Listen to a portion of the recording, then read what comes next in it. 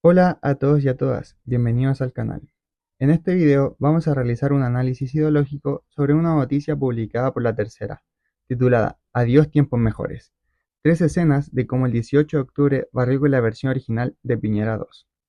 Pero nuestro objetivo no es solamente contar lo que dice la noticia, lo que haremos es examinar la postura ideológica del medio, cómo la construye el relato y qué visión transmite sobre el gobierno de Sebastián Piñera durante el estallido social del 18 de octubre de 2019. Es decir, no analizamos solo los hechos, sino cómo el medio los interpreta, selecciona y presenta.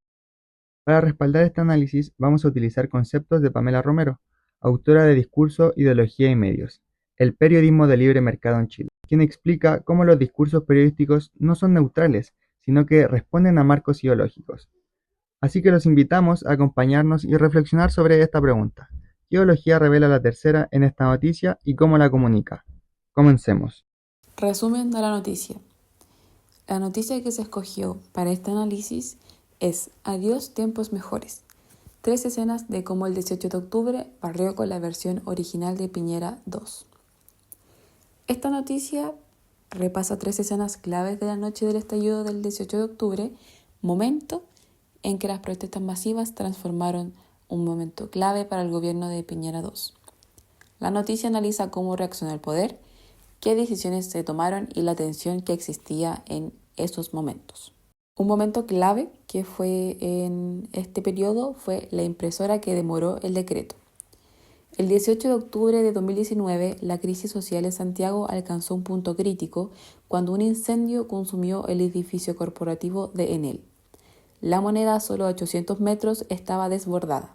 Las evasiones masivas en el metro se habían transformado en saqueos e incendios, y Carabineros no tenía la capacidad suficiente para controlar esta situación.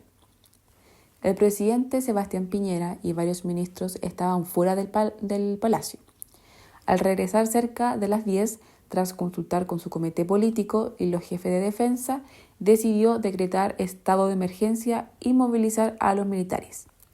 Sin embargo, la impresión del decreto sufrió retrasos, aumentando la tensión entre funcionarios y asesores. Finalmente, pasada la medianoche, el estado de emergencia fue anunciado, marcando el inicio de un despliegue militar sin precedentes en tiempos de paz en la capital. La segunda escena clave era de que si entran en la Moneda. Tras el estallido inicial, la violencia urbana escaló rápidamente. Habían saqueos, incendios y enfrentamientos con los uniformados. En La Moneda, los edificios gubernamentales cercanos, surgió una preocupación por un posible ingreso violento de los manifestantes. Se reforzaron perímetros de seguridad, se diseñaron rutas de evacuación del presidente y se prepararon contingencias para los ministros. Aunque no existía un protocolo oficial de evacuación detallado, se sabe que Piñera fue retirado previamente en al menos un par de ocasiones.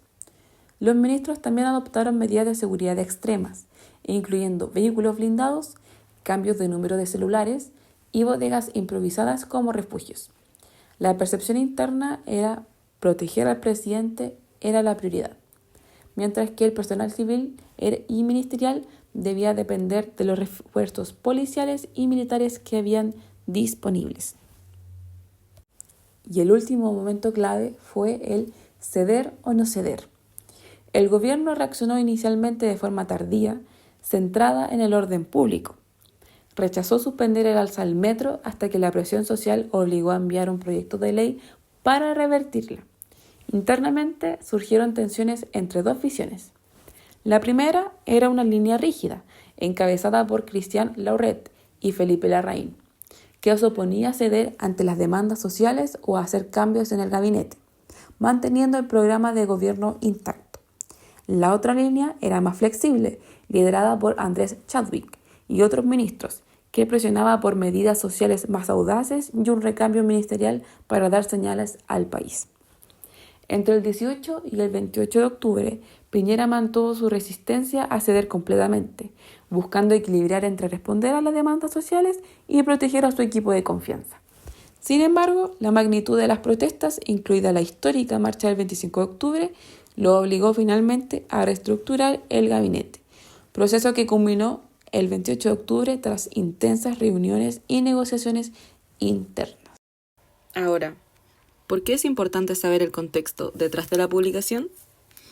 La noticia fue publicada el 16 de octubre del 2020, 2 días antes del aniversario del estallido social y a 9 días antes del plebiscito constitucional.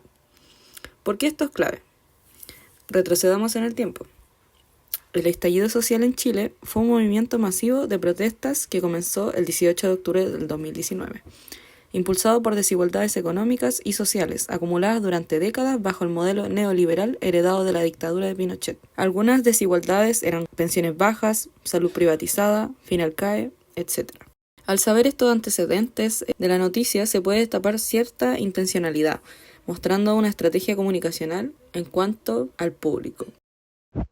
Ahora vamos a analizar cómo el diario de La Tercera contó el estallido social desde los recuerdos del expresidente Sebastián Piñera y por qué esto calza con lo que dice la investigadora Pamela Romero sobre la ideología en los medios.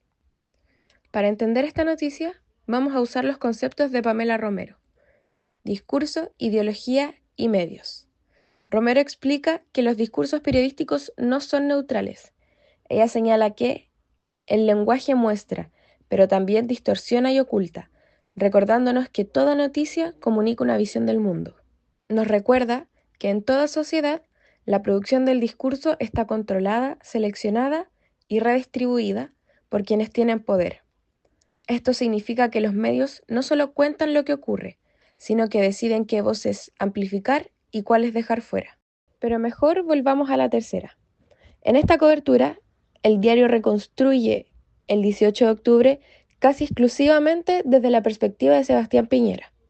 La noticia presenta escenas narradas desde su experiencia personal, dando por válida su interpretación del estallido.